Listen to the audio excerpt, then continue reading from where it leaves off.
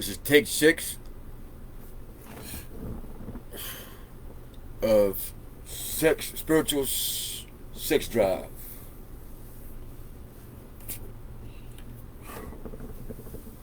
We're talking about spirit. We ain't talking about the man. We're talking about spirit. This is a spiritual battle. Y'all see the Mason? Two faces. The Mason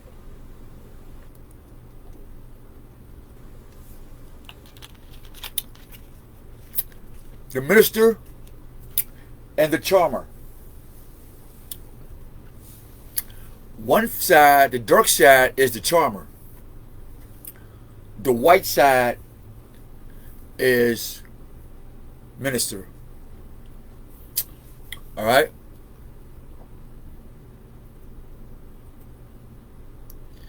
Can this be an Illuminati one-eye picture in plain sight? You figure it out. I'm just a messenger.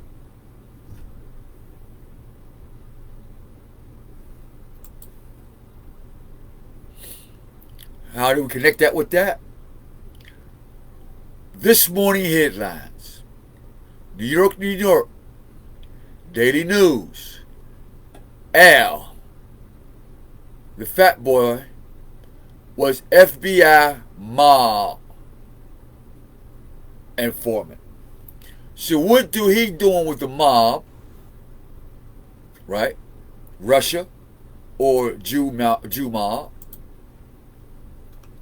Right?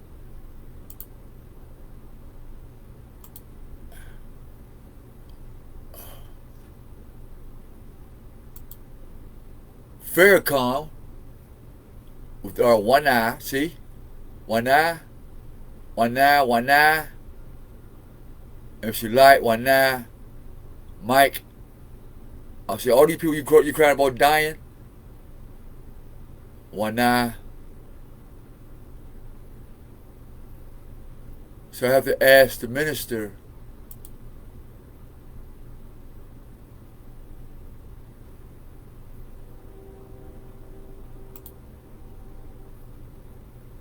what's that?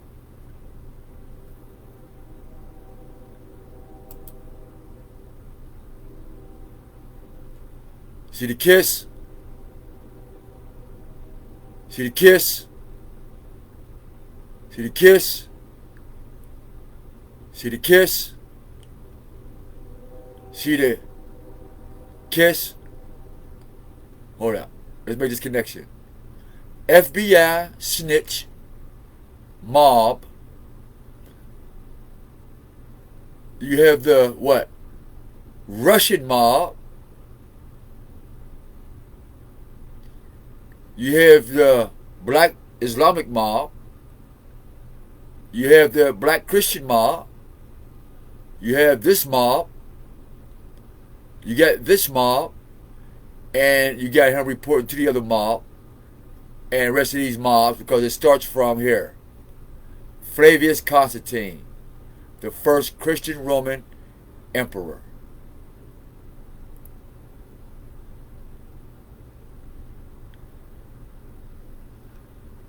Now, let's continue the story. So now we understand the mob ties with what? One-eyed Farrakhan. We have the obvious right here. One eye. Charmer. Venomous viper, snake. Who supports this kiss. How we know? Because that's part of, that says I want to kiss. Y'all do that. Hold up.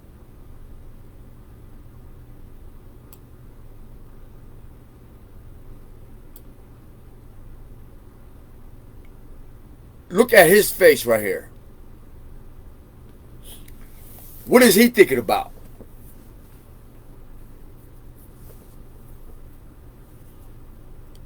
Now, the only time you grab a brother in his face is when you're having an argument and you try and get his attention. Bruh, look, this shit ain't funny.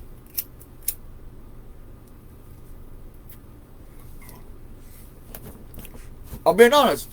If you see me grab a man like that in the face,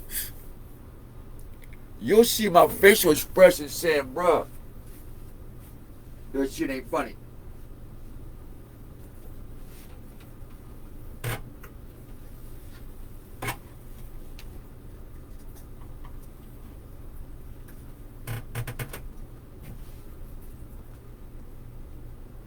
Shit up the motherfucker. He ate all them damn worms. Eat good for the night. What time is it? 7 o'clock. You sure want to eat nothing till tomorrow. You sure want to eat nothing till tomorrow, huh? Introduce y'all to Waka in the first video.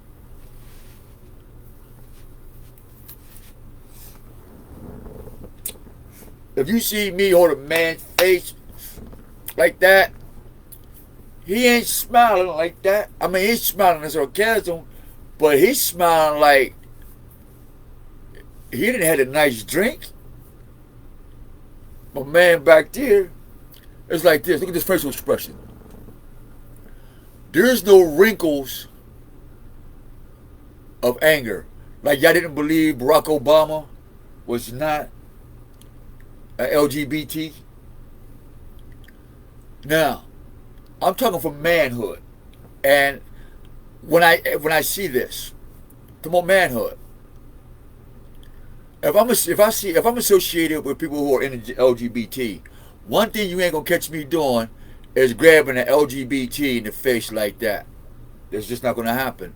I'm not gonna be that damn close. I'm gonna be like my man right here, back in the distance, like, yo, this shit's real shit. But they're cool. And if you look at the facial expression, that is a facial expression of a smile going backwards towards the ear. That's why you see his cheeks going what? Backwards towards the ear, because it's a smile. Hey. And he's grabbing him by his face, saying, instead of saying, hey, them his lips saying, give me a motherfucking kiss. How we know?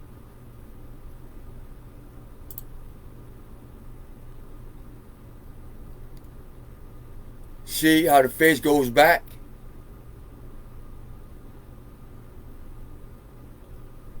I'm thinking how I'm going to kiss you.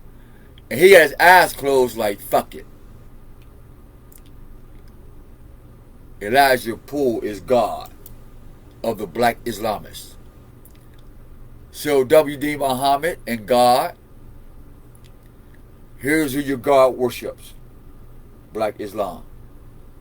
There's your real God, not Elijah Poole. Next. Here's your real God, Africa American. Not Desmond Tutu, but this is your real mother, Elizabeth, who sold you Kwanzaa. She gave him permission, and this black devil, this righteous LGBTQ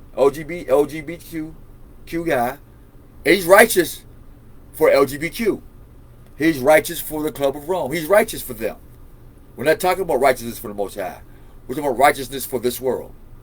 And she is the hammer in this world.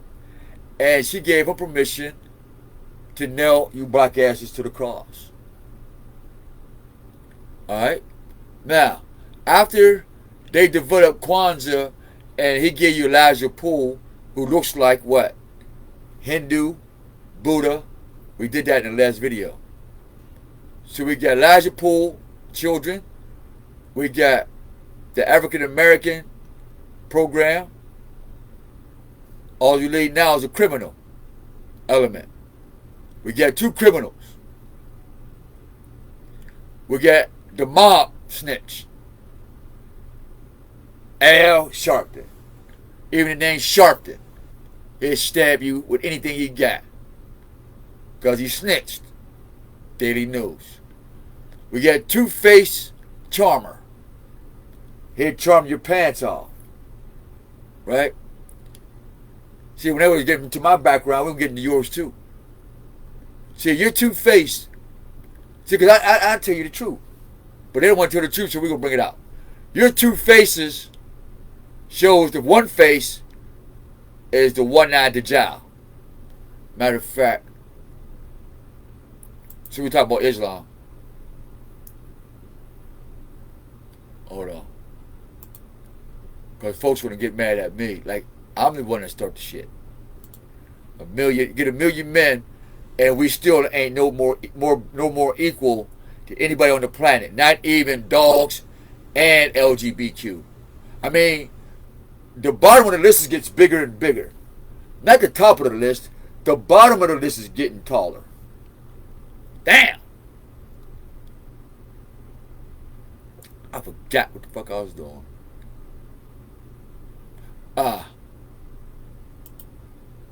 What is the one-eyed Dajjal?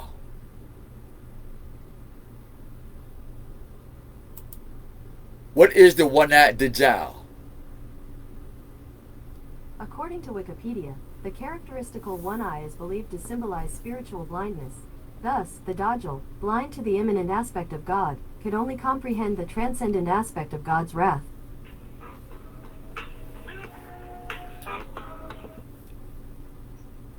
Salami and bacon. Salami and bacon, brother. You chime right on in. We just I like my spam. Hey, you just chimed in on our video we're doing, live feed, on sex drive. Spiritual sex drive, though. How they like to, I'm trying to watch my language this time. How they like to screw people's souls over. And they call themselves saviors and master teachers and all this blah, blah, blah. Right. And so what sparked the conversation, what sparked this, right?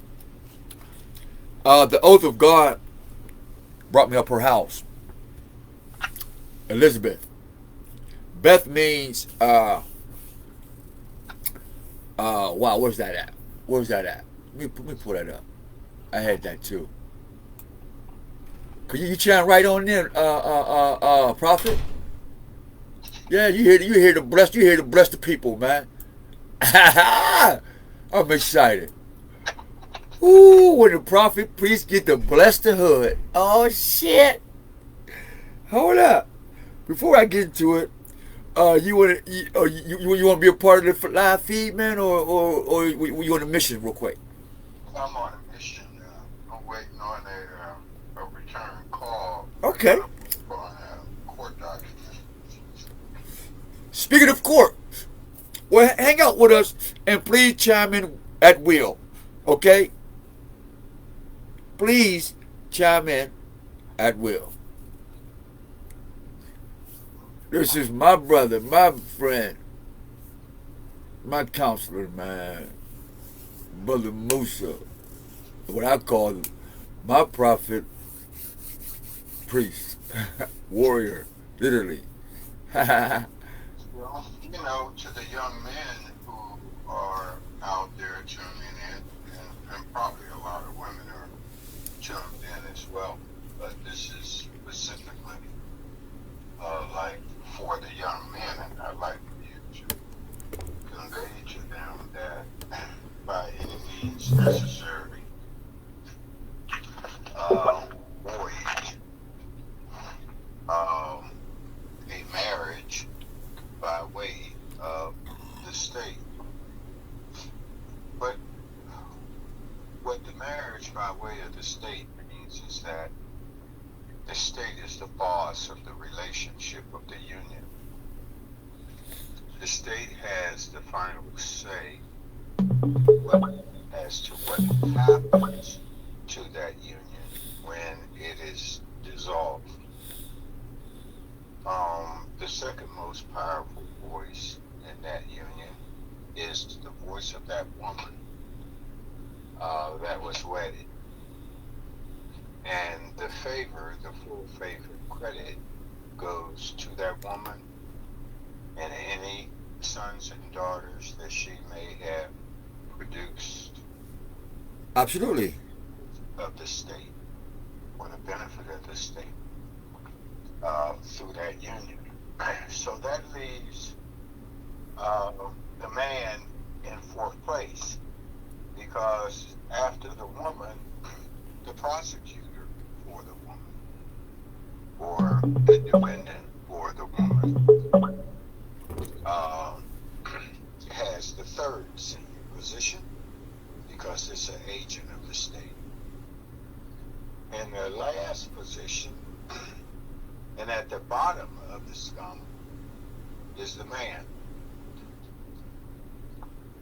Should he find himself in a bad situation that he knows is going to end in a divorce, he should act decisively to initiate that divorce, and he should do it promptly.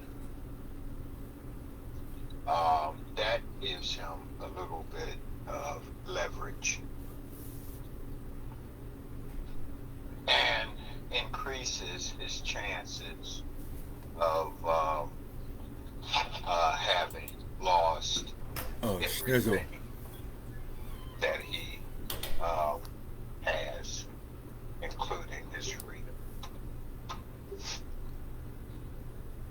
So that's what he should do. The young men, if they want to get married, fine. If they want to get married, fine. But know that they're bearing all the liability, because the woman is viewed as the weaker vessel. And she needs help. The man, he could be knocked down in the dirt, but he's a man. He pull his pants up, stand back up, and go to war. He can recover, because he's the stronger of the alleged two sexes. So he don't need shit. They can put him out in the street in the wilderness and he'll make something happen. That's the philosophy underlying the corporate state marriage. So the young brothers out there need to know that. If there are sons and daughters involved out of a union, the man should take all initiative to take back what he had given to that woman and make her pay child support.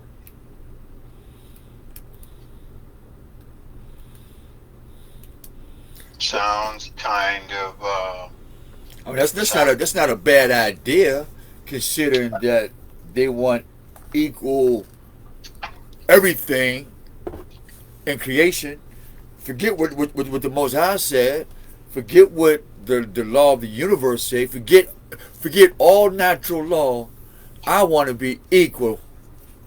And what's funny about that, I have the books literally that speaks about the first people of the earth, opposite side of the man of the earth, in their own language, how they made it their business as a tribe of lesser women in this frame, in this time, or in this dimension that is so far removed what everybody think, aka the Amazon women, Superwoman, things of that nature. The woman soldier. The woman that don't need no man. Give me 2 minutes. You can keep talking, big brother, because there's an audience. But I'm gonna go use the restroom real quick. It'll probably take me about 1 minute or less. okay.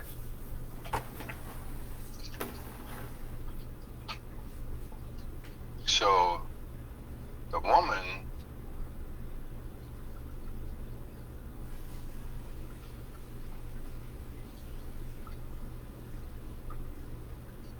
position is to be a help meet.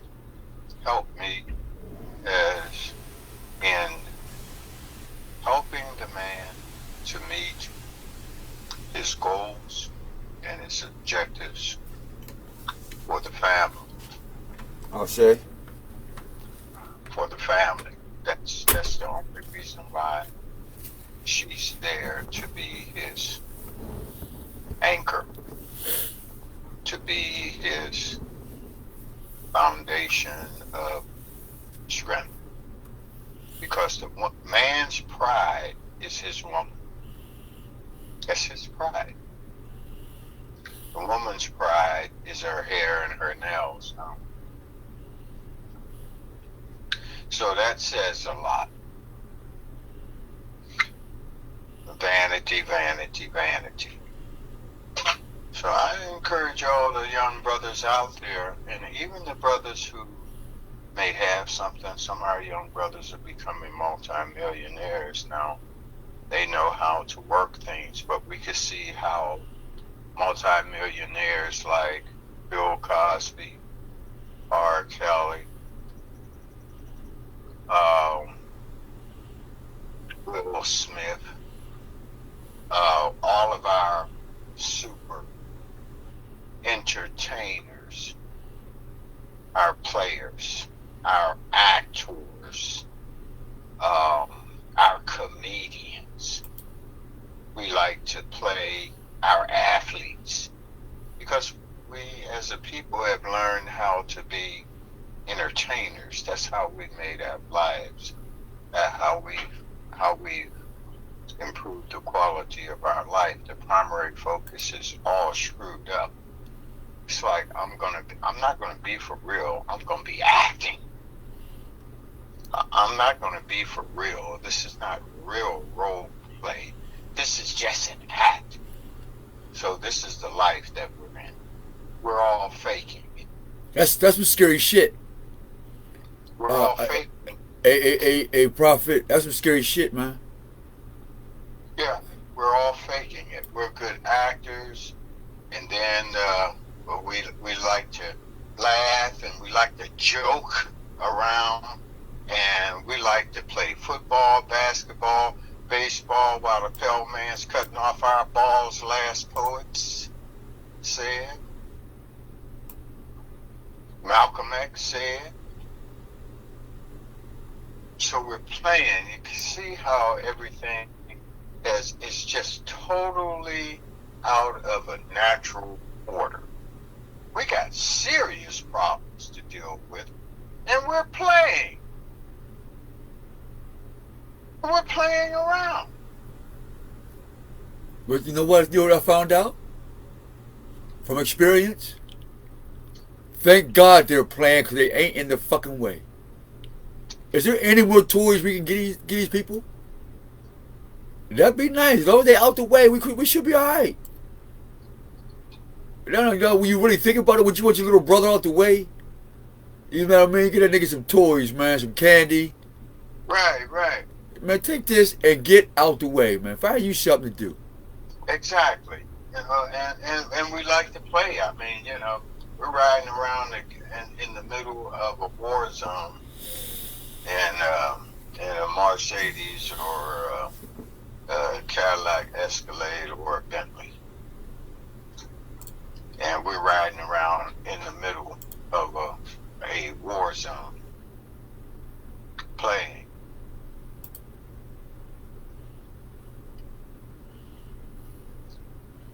Wow. People are dying. Babies are being taken away and processed for Big Macs. Our babies. And Whoppers. Chicken nuggets. And we're still, too many of us are still playing, and there's some serious issues that we have to tackle. There's a war going on, and we're still playing, having fun. I don't cook, I don't clean. So the safest bet for our young men out here and is to get their affairs together as an individual, focus on them if they have sons and daughters, especially if they have sons by some of our women out here. They should definitely go for their son. They should get that boy, because if not, this has just been my experience. If that woman's pissed off at you because she can't control you, she's going to take that out on your son. She's going to punch him. She's going to beat him. She's going to abuse him in any way she can. I hate you. You look just like your father. I hate you. You look just like your father. Get your bitch ass over here. She's going to traumatize that boy. And he's going to be an angry, emotional little boy. And the first time somebody offends him, he's going to pull out the gun and start shooting. It's happening all around us. Yourself know it. You see it. You have first-hand knowledge of all that's going on in the war zone, on the ground. Period. Boots on the ground. Boots on the ground. That's true. You see how emotional they are. It even impacts us. I mean, even those of us who are conscious have to be vigilant and constrain ourselves to stop from being responding to any stimulus out there emotional. You bet not. They'll crucify your ass. Yeah. Try. That's why all the killing is going on. You know, that's why all the so-called black-on-black killing is going on, because it's like we're all down and we're so frustrated and we're easy to be offended because, damn, after all that we are going through, I'm going through, and nigga, you gonna be acting like that. Well, why'd you shoot the brother? It was principle, man. That nigga owed me $5. We said that before. But I didn't kill him for the $5. I killed him because it was the principle. On the $5. Yeah, the principle and the interest. Right? Uh-huh. So this is the emotional outrage. We throw an emotional fit, like, no, I'm no pussy. You ain't gonna do me wrong and get away with it. I'm gonna hold you to account.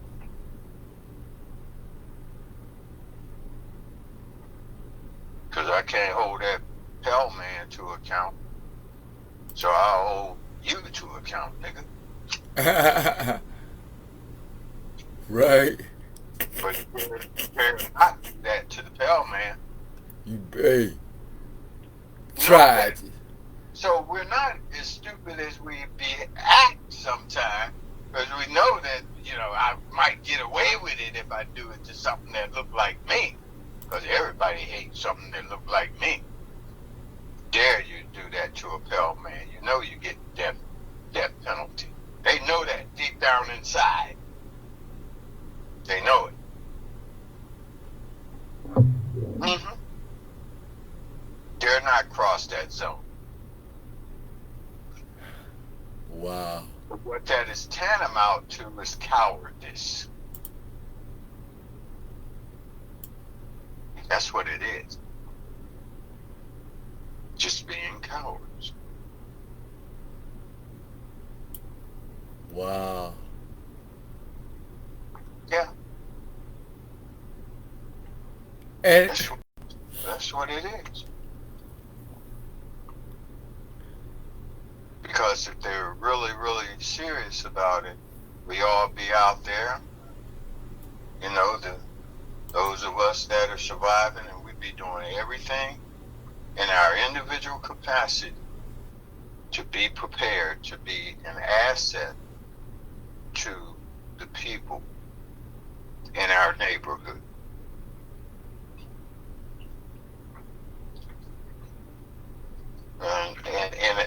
In your own little individual way, whatever positive contribution we can make on the individual level, we must do, and it has to be a lifestyle.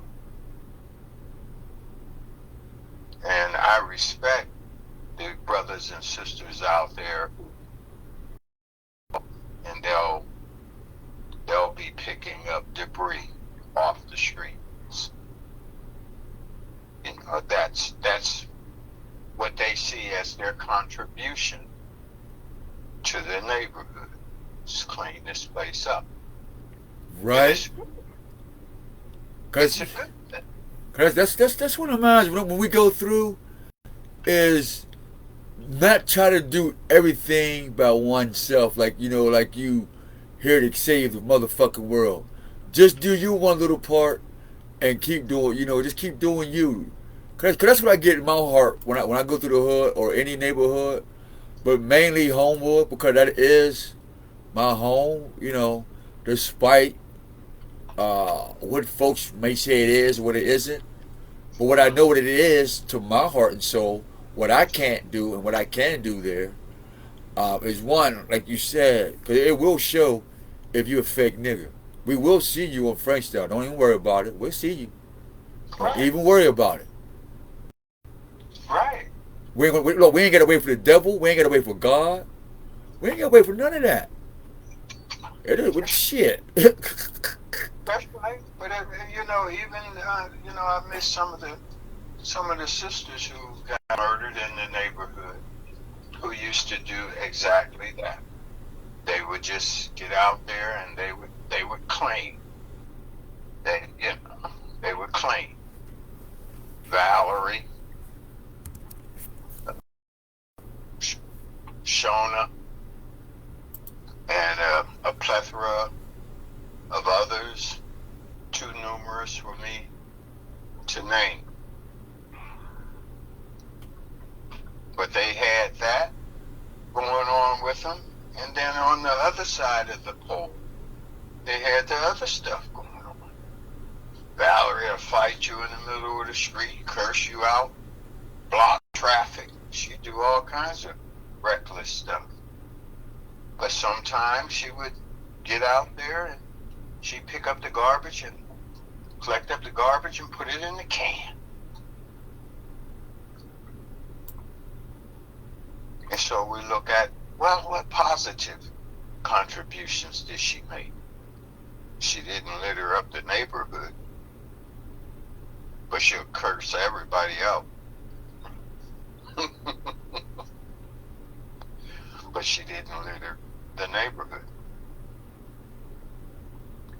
So that's the one they found dead in the alley. And it was real sad. The rumor, so-called rumor, had it from the streets that, you know, she had told her brother she was pregnant and he was going to jail. I see that all the time, where the sisters are issuing terroristic threats to the brothers. They know their power. Yeah, nigga, you going to jail. You going to jail. You going to jail. Hey, that's their shit, man. Yeah, that's their shit. That's their shit. And you know, that's just another way for them to say, I'm asserting my authority over you. I got the power. I got the power of life and death. Nigga. Nigga. And say something fly and say don't call white daddy. You bitch. Right. I'm gonna show you how much of a bitch you is, cause I'm gonna get my white daddy and he's gonna make a punk of you. Right. And then I'm gonna watch him whoop your ass and throw me your house keys and car keys and I'm driving to your crib and I'm gonna fuck your daddy in your bed. Take all your shit. And then kick your son out the house. Mm-hmm. And then introduce one of my ex-boyfriends to your daughter. Yep. Man, niggas is vicious, man. Yeah. Shit, just like that. Yeah, I saw it. I was saying, and one brother was into an altercation with his sister. She was egging it on. She was the aggressor. She was going after him, but she kept on telling him, "You're going to jail." Yeah. And she kept on threatening to hit him, to spit on him, doing all kinds of stuff. And the brother was trying to get away from him. But her objective was to make sure that brother went to jail. And I haven't saw him since. She must have accomplished her mission because she was chasing him down. He was in his car. She was in her car. And he was trying to get away from her. She chased his ass down, huh? Because she was hell Bent to put his ass in jail. Making sure that she got that victim's check and that he was in jail. Oh yeah, that victim's check. Right. Right. But little do they know that after they get him, they giving you that victim's check, they coming to get you. That's bottom line. And they're gonna farm you out once they get you up at Muncie. They said, you thought it was easy here, player, huh? Mm-hmm. They thought it was easy here, player, now. No, so it's not just the men who are targets now for incarceration and free labor. It's our women too. And our sons and daughters. Because our woman won't cooperate, won't submit. One girl told me, "I will not submit, I will not submit." That was her song. Her name of her title of her song was "I Will Not Submit. I will not submit." I will not submit, nigga, as they said. And they mean that shit. I don't know what part folks don't get. Yeah, but when she found herself down there in the Allegheny County Jail, Uh-oh. and when she found herself in Torrance mental facility, the crazy house, the cuckoo nest, being drugged down the hallway by her weave, by the men in the white coat, because she didn't want to submit, then she hollered, "Help! Help! Help! Help me!" And I said, "I told you about that attitude of yours. I will not submit. But I'm going to help you anyway. I'm going to help you, dumbass, anyway. Get you out of there. And hopefully you have learned your lesson about your reckless behavior, that you think you can get away with murder. Right. You think you don't have to obey somebody. You think you don't have to submit to some authority. So now that you've had your lesson, I'll get you out of there." And I did. Oath of Nimrod. 4 years later, running around free. She's still free. I think there was an attitude adjustment. But she's still free. She's still free. Yeah, she's still free. She's like, "I'm going back there. That I know that's right. That Torrance forensic medical facility where they strap your ass down on that steel bed and shoot all kinds of drugs in you and do all kinds of stuff to you, and nobody is there to save your ass. Nobody's there to save you. You don't know somebody on the outside. You can't call somebody who know how to help you. Yeah. nice for you. Well, it will be nice, but it won't be good. Nice means real ugly anyway. Meaning harsh. So it'll be nice for you, and you're not gonna like it. So that's all we can do. Back to the main topic is, do all the good that you could do in your individual capacity, and it all adds up. You have 100,000 or 1,000,000 people doing something good to make themselves a better asset to the people in their neighborhood and to their families, then we're on the right path. We're on a path to recovery. And when good people come together and do things, big things happen. Big things are bound to happen. But we got to have a starting point, and it starts with ourselves. Period.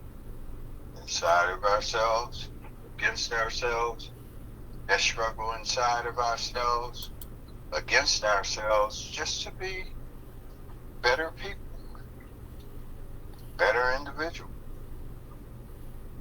But I'll say it again, we got a lot of undiagnosed mental problems. And there's a reason why, because the environment has been that way. The environment is a hostile environment that makes you crazy. And not aware of it, it drives you crazy. Your family acting all crazy. Can't go to your family for support. Selfish, greedy. Nobody give a damn about each other except for what they can get out of them. And that's it. One way. And as you're speaking on the video side, as you're speaking, you're confirming our live presentation right now. Because anybody who has wisdom, who's watching this or may watch this, they're going to learn more than what they bargained for. For instance, they have a university school for people to teach Hebrew. It's called Yeshiva University. To the ignorant, you thinking Yeshua, Hebrew, Jesus, hallelujah, happy, cool, right?